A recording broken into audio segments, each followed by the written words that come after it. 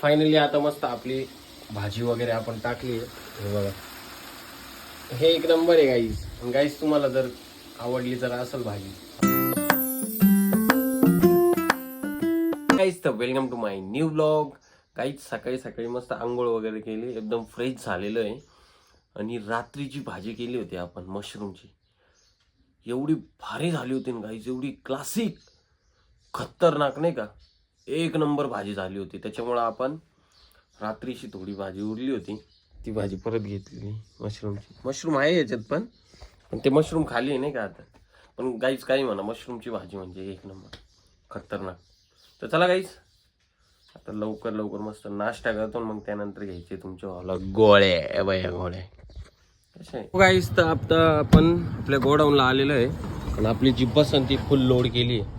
आता जायचे सरांकडून अजून काही फायर एक्सटिंग्विशर घ्यायचे, त्यानंतर मग निघू डायरेक्ट MIDC मध्ये. आपल्याला सर्वात पहिले जायचं आहे कॉलेज रोडला आपल्याला 2 कामं आहे. एका ठिकाणी 3 फायर एक्सटिंग्विशर आपल्याला डिलिव्हरी करायची नवीन याची, त्यानंतर एका ठिकाणी आपल्याला एकच फायर एक्सटिंग्विशर द्यायचं आहे. ऑलरेडी आपण निघालेलो आहे आता हायवेनी. हे बघा, सरांच्या इथून निघालो जेल रोड वरतून आणि थोडं पुढे येऊन डायरेक्ट हायवेला टच झालो नाही का. ब्रिज इतका भारी दिसतोय ना गाईच, खतरनाक विषय डायरेक्ट. तर चला गाईच आता निघू आपण नाही का.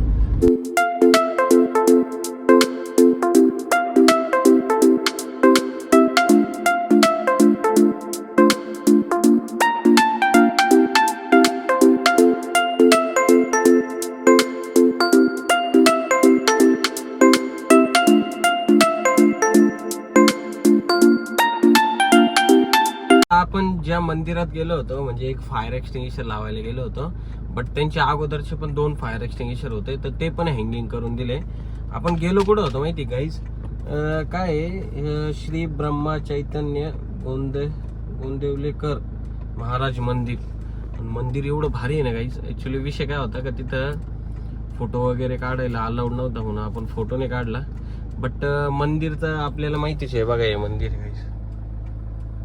आणि किती आहे, काहीतरी 2 का 3 मजली. तर चला गाईस आता निघू. आता आपण जायचंय आपल्याला सातपूरला.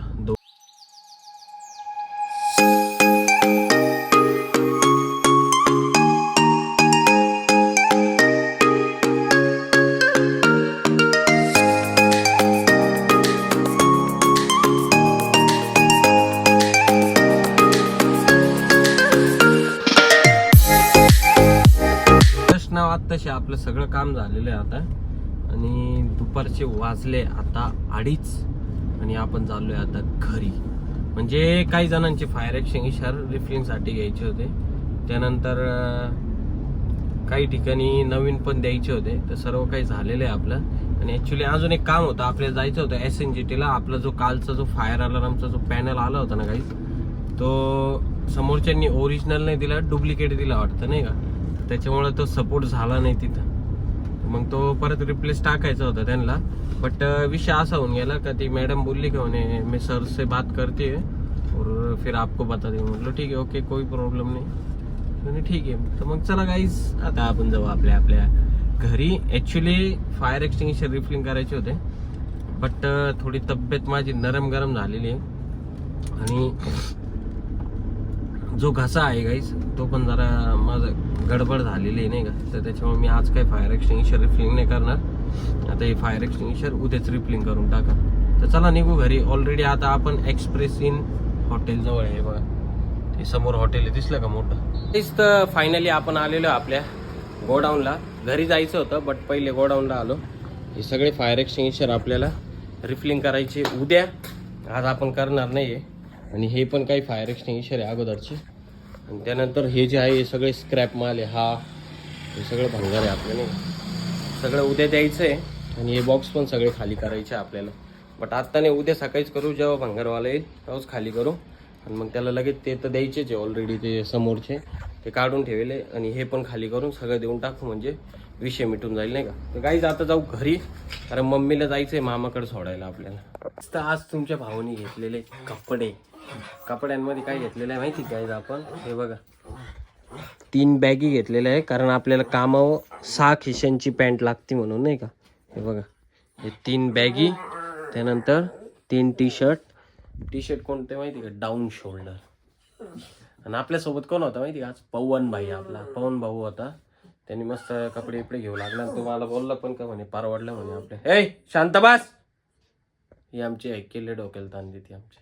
तर चला गाईच, आता भाजी करायची मला, कारण मम्मी नाही घरी. मम्मी गेली मामाच्या घरी आता 3-4 दिवस. तो गाईज आत्ताशी आपलं काम आवरले आहे बघा. सगळी साफसफाई, त्यानंतर हे फक्त हे कपडे आहे, कारण शुभम आला होता बघायला. त्यानंतर देवांच्या इथं खूप सारी घाण होती नाही का, तर सगळी काढली. सगळे एकदम व्यवस्थित गाईज. किचन बिचन भांडे बिंडे घासून टाकले. सगळे भांडे बिंडे मस्त लावून टाकले नाही का.